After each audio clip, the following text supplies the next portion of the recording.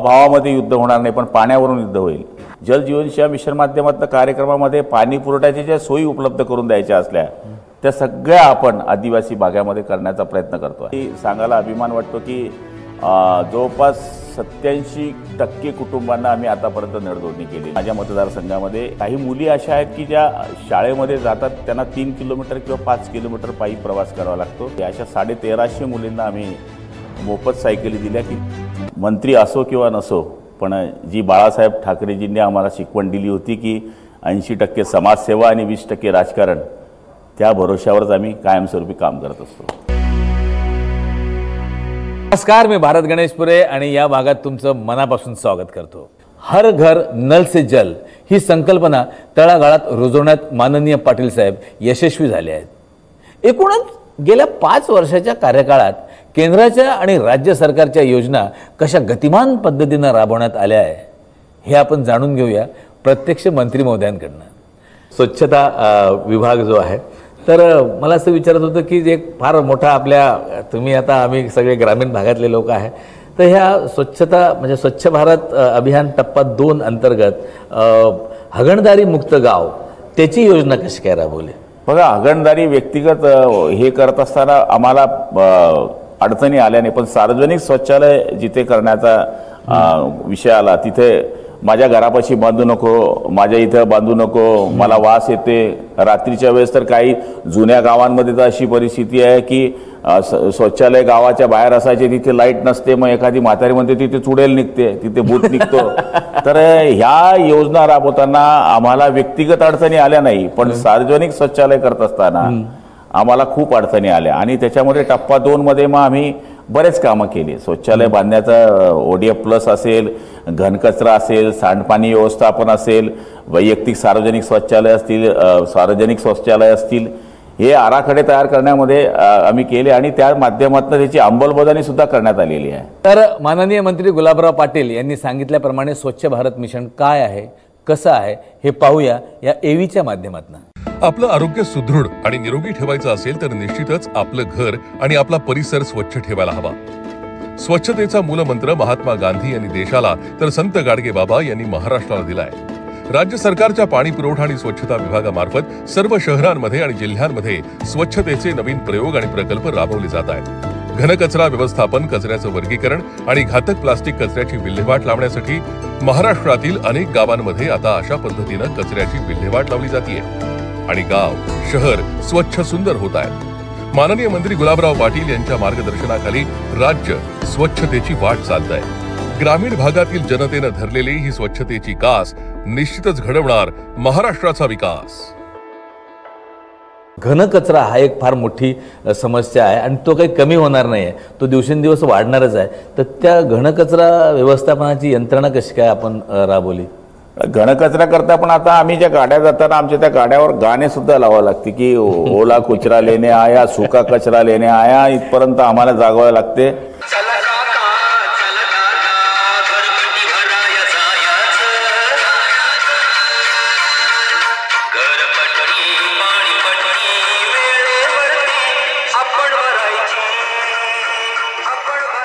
आणि मग त्या बायांना सांगावं लागते की ओला कचरा याच्यात टाका, सोका कचरा याच्यात टाका. तो कचरा आम्ही संकलन करतो, तो कचरा संकलन करून बाहेर नेतो. त्याच्यामध्ये मग खत तयार करणे, इतर गोष्टी तयार करणे गोवर्धनच्या मार्फत आहे. आता 36 जिल्ह्यामध्ये आम्ही गोवर्धन प्रकल्प वापरले, कंपोस्ट पीट आहे, गांडूळ खत प्रकल्प आहे, त्याच्यामध्ये रोटरी ड्रीम सारखा या तंत्रज्ञानाचा आम्ही याच्यामध्ये उपयोग केलेला आहे. त्यामुळे या सगळ्या उपाय करण्याकरता जे जे आम्हाला करता येते आहे ते सगळं करण्याचा, जागृतीपासून तर कचऱ्याचं काय आहे, कसं काय करायला पाहिजे, ह्या सगळ्या गोष्टी आम्ही या स्वच्छता डिपार्टमेंटच्या मार्फत करतो आहे.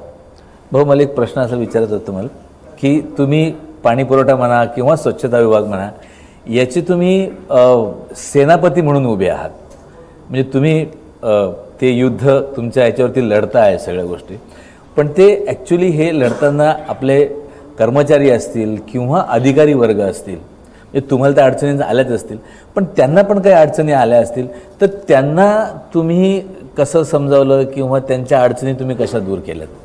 महत्त्वाचे जे अधिकारी आहेत, कर्मचारी आहे, त्यांचं सगळ्यांचे मी आभार मानेल. याचं कारण असं आहे की आम्ही अर्ध्या फौजवर ये युद्ध लढलो आहे, आधी फौज पे लढ गए हम. सांगायचा अर्थ असा आहे की 450-500 कोटी रुपये खर्च करणारं हे आमचं खातं, त्याचबरोबर 5-50-100 गावांमध्ये दरवर्षी योजना राबवणारं हे खातं आज 45,000 योजनांना आम्ही मंजुरी दिलेली आहे. म्हणजे हे करण्याकरता जे सैन्य लागत होतं ते सैन्य आमच्याकडे कमी होतं. विशेष या योजना आम्ही सुरू केल्या, फक्त या राज्यात सुरू झाल्या नाही, या केंद्रामध्ये झाल्या. त्यामुळे जे स्किलची कामं आहेत, ज्याच्यामध्ये ESR बांधायचं आहे, तुम्हाला विहीर खोदायची, याला स्पेसिफिक माणसं लागतात. एखादं घर बांधणाऱ्याला तुम्हाला 100 कारागीर मिळून जातील, पण ESR बांधणारा कारागीर वेगळा आहे, विहीर खोदणारा कारागीर वेगळा आहे. हे सगळं आम्ही करण्याकरता या अर्ध्या सैन्यावर काम केलं आणि आम्ही 45,000 योजनांना मंजुरी देऊ शकलो. बऱ्याच योजनांची कामं आम्ही सुरू करू शकलो. काही योजनांची कामं आमची पूर्ण झाली आहे, काही 75-50च्या टप्प्यात आहे. पण त्याच्यामध्ये आम्ही कर्मचाऱ्यांची सुद्धा काळजी घेतली.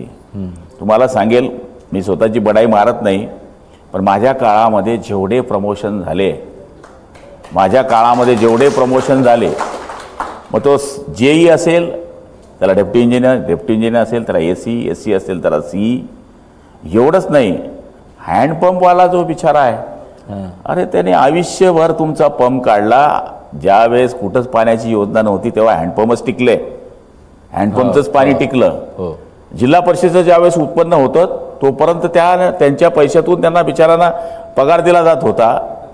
पण त्यांना नंतर ज्यावेळेस पगार द्यायचं बंद झालं, कारण जिल्हा परिषदेचं उत्पन्न कमी झाल्यामुळे पगार देणं बंद झालं, पैसे यायला 6-6 महिने त्यांना पगार होईना.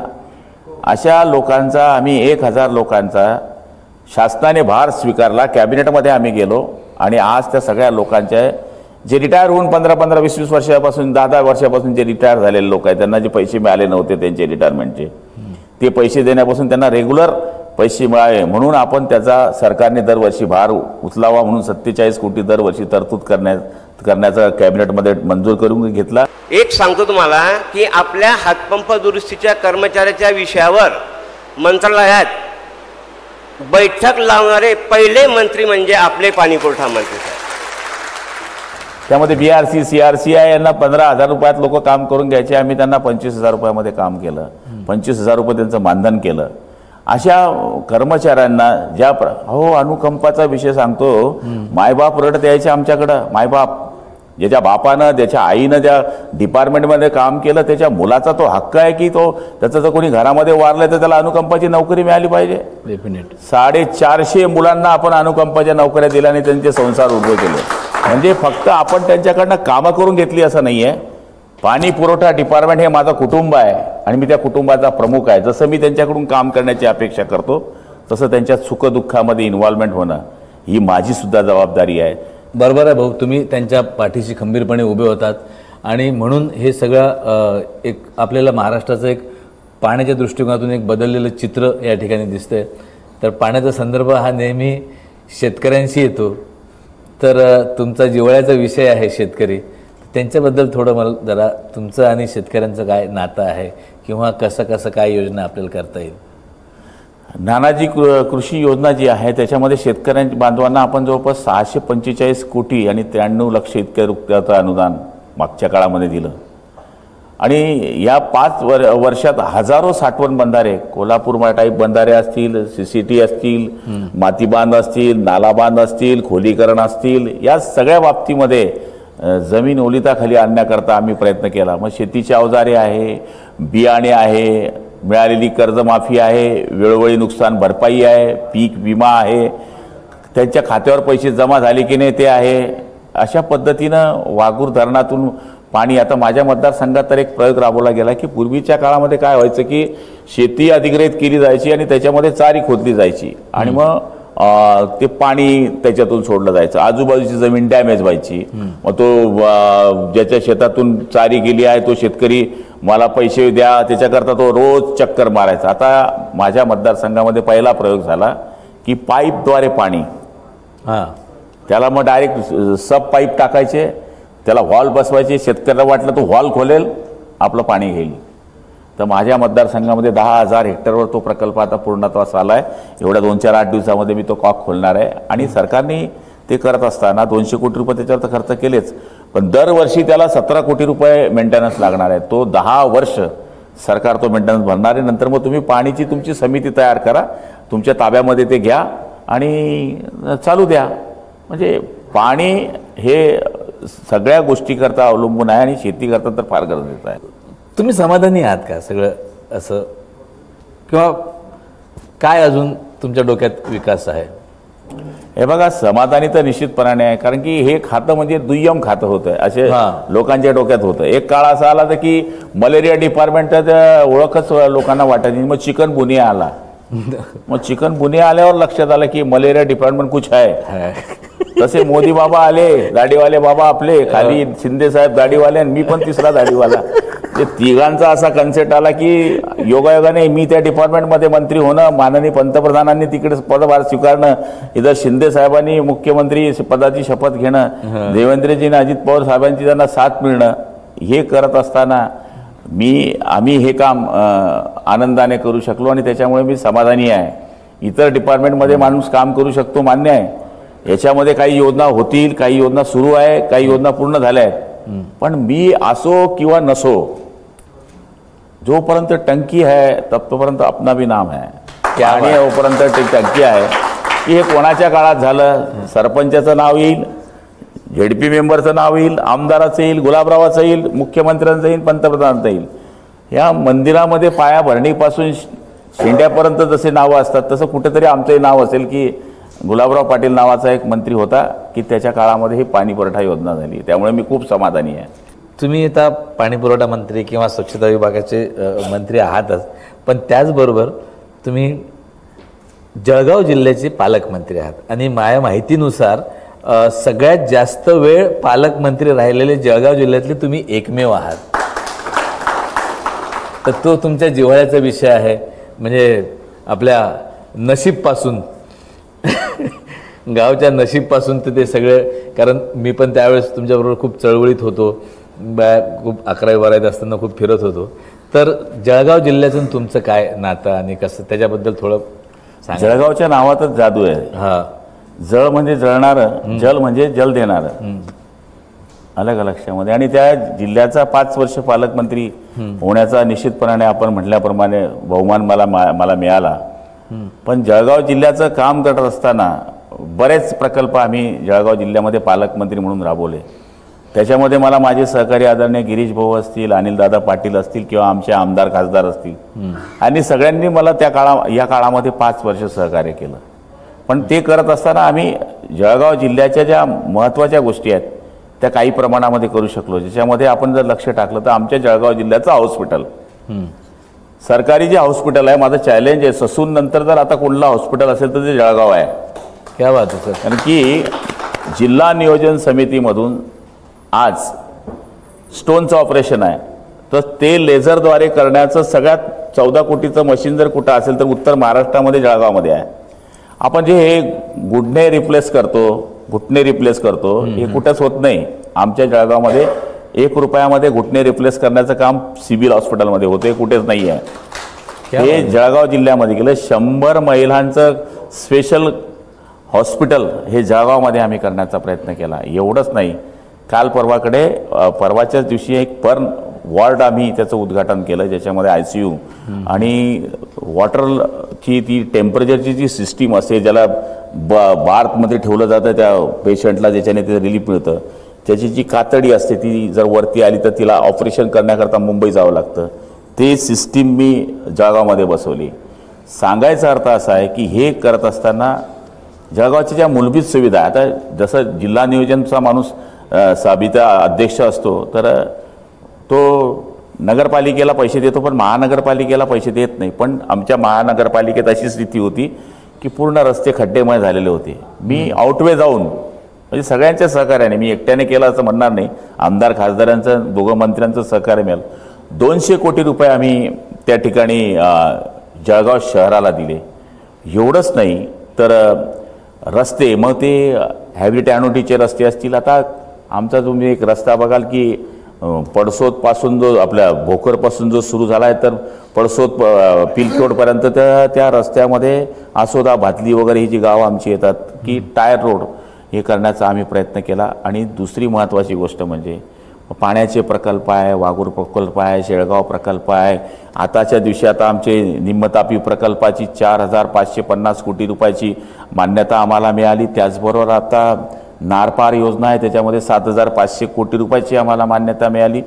आणि जळगाव जिल्ह्यामध्ये ज्या मूलभूत सुविधा आहे त्या करण्याकरता महाराष्ट्रामध्ये DPTCचे 100% पैसे खर्च करणारा 4 वर्षापासूनचा एकमेव पालकमंत्री आहे गुलाबराव पाटील. नंबर 1 पूर्ण महाराष्ट्रामध्ये 100% पैसे खर्च करणे पारंपरिक 5 वर्षापासून माझं काम चालू आहे.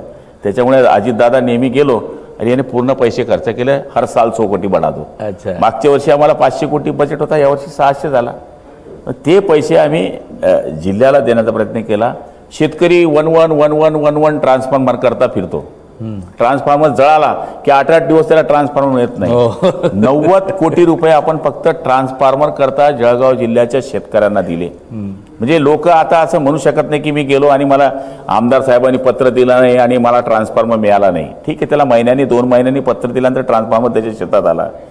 म्हणजे शेतकऱ्याला लागणारा जो विषय आहे तो करण्याचा, रस्त्याचा विषय आहे, आरोग्याचा विषय आहे, महापालिकेचा विषय आहे, हे सगळे विषय पालकमंत्री झाल्यानंतर आम्ही केला. आणि त्यातल्या त्यात मी दरबार चालवतो. माझ्या मतदारसंघात विचारा किंवा जळगाव जिल्ह्यात कुठेही विचारा. मी आता सकाळी जर इथून घरी गेलो तर मी 8 वाजता सकाळी बसलेला असतो. 8 ते 10 माझ्याकडे 1000 लोकांची ओपीडी असते. हो, तो कुठला माणूस आहे, कोणत्या पार्टीचा आहे, कोणत्या समाजाचा आपल्याला घेणं नाही. आज तू मंदिर में आया भाई, तेरा काम करके लेके जा. क्या बात आहे. म्हणजे तिथे आपण काय पक्षापेक्षा काही पाहत नाही. तो आपल्या घरी आला आहे त्याचं काम करतो. आणि ते केल्यानंतर आम्ही मतदारसंघात फिरून आला की 4 वाजता पुन्हा अर्धा-1 तासाची 200-300 लोकांची ओपीडी असते. ते केल्यानंतर पुन्हा मतदारसंघामध्ये जातो. समाधान या गोष्टीचं आहे की आम्ही जे आज तुम्हाला इतक्या धगधकीमध्ये तुमच्यासारखे फ्रेश आम्ही दिसतो, याचं मूळ कारण हेच आहे की कोणीतरी रडणारा पडणारा जेव्हा आमच्या दरवाजी येतो आणि आम्ही त्याची काम करतो, तीच आमची शक्ती असते. म्हणून जळगाव जिल्ह्याचा पालकमंत्री झाल्यानंतर निश्चितपणाने आम्ही डेव्हलपमेंटची कामं केली, आम्ही लोकांची कामं केली आणि लोकांशी संपर्क ठेवला. असं मतदारसंघात कोणी सांगू शकत नाही की गुलाबराव पाटील आम्हाला सापडलाच नाही, दिसलाच नाही. म्हणजे मी आणि माझे कुटुंबीय आणि माझे पक्षाचे कार्यकर्ते असं एक घर नाही की जिथं कोणी वारलाय ना आम्ही पोचलो नाही. अशी एक शादी नाही की जहाँ पर हम गए नाही. म्हणजे सांगायचा अर्थ असा सगळं मिसळून मासळून काम आम्ही आमच्या मतदारसंघामध्ये करत असतो. आणि जिल्ह्यामध्येही पालकमंत्री झाल्यानंतर खरंच मी भाग्यशाली आहे. मी 3 वर्ष परभणीचा पालकमंत्री राहिलो, 1.5 वर्ष बुलढाण्याचा राहिलो, 5 वर्ष. सगळ्यात मोठा काळ मला जळगावसारख्या मोठ्या जिल्ह्याला मिळाला. जी जळगाव म्हणजे सोन्याची नगरी म्हटली जाते, केळीचं राज्य साम्राज्य समजलं जातं, अशा जिल्ह्यामध्ये मला 5 वर्ष पालकमंत्रीपद मिळालं. मी समाधानी आहे की काही प्रमाणामध्ये मी कामं करू शकतो. तुम्ही मगाशी म्हणलं की हे जे कर्मचारी योजना आहे तो भाई प्रॉब्लेम ये है कि सेना कम थी, फिर सेनापती लढा कैसे, किस मतलब काय त्याच्या मागचं असं? त्याच्या मागचं हेच बघितलं आम्ही की आता एवढं कमी सैन्य आहे पण आता चॅलेंजिंग आहे आणि सगळ्यांनी मिळून हे केलं खालपासून जिल्हा परिषदची यंत्रणा. मग आम्ही काय केलं की आउटसोर्सिंगचे लोक भरले. जिल्हा परिषदला आम्ही अधिकार दिले 4% की जाऊन तुम्ही तुमचे इंजिनियर भरा, सैनिक वाढवा. त्याच्यामुळे जे बी सिव्हिल मुलं होती त्या मुलांनाही त्या ठिकाणी रोजगार 11-11 महिन्याचा मिळाला.